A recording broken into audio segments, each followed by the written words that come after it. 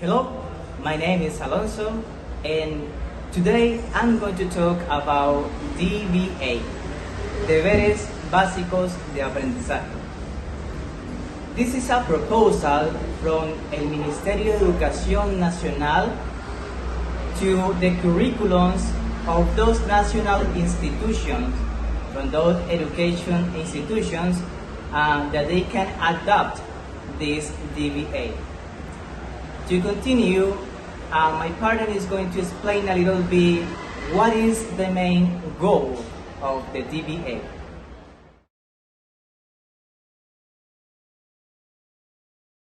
So, you guys might wonder what is the proposal made for, and the answer is very easy. The purpose of this proposal is to develop tools for students from 6th to 11th grade in order for them to develop communication between themselves, but also interact and exchange their thinking, or basically negotiation of meaning.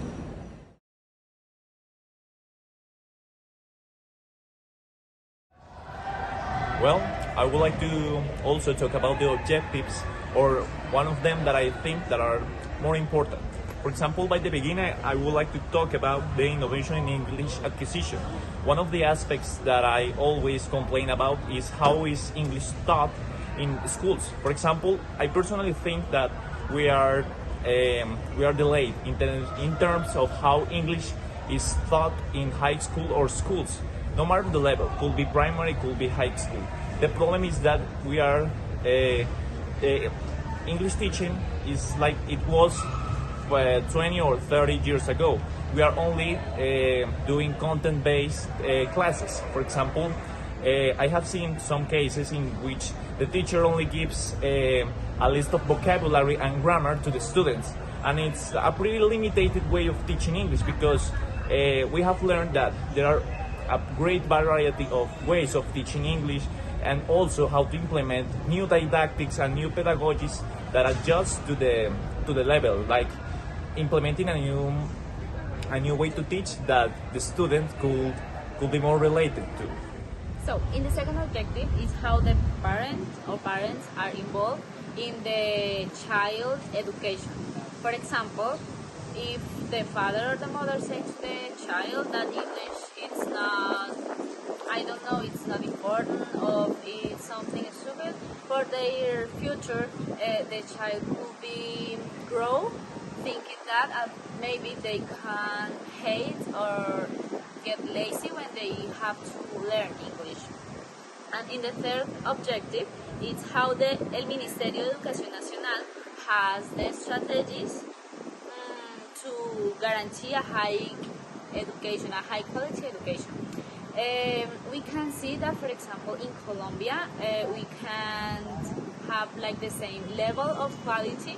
In Valle del Cauca, there are different levels, even if it is the same calendar from here. And when I was studying there, I don't know, it's strange, but I didn't learn the same thing there than in here. So I think that El Ministerio have to have like a better control about that.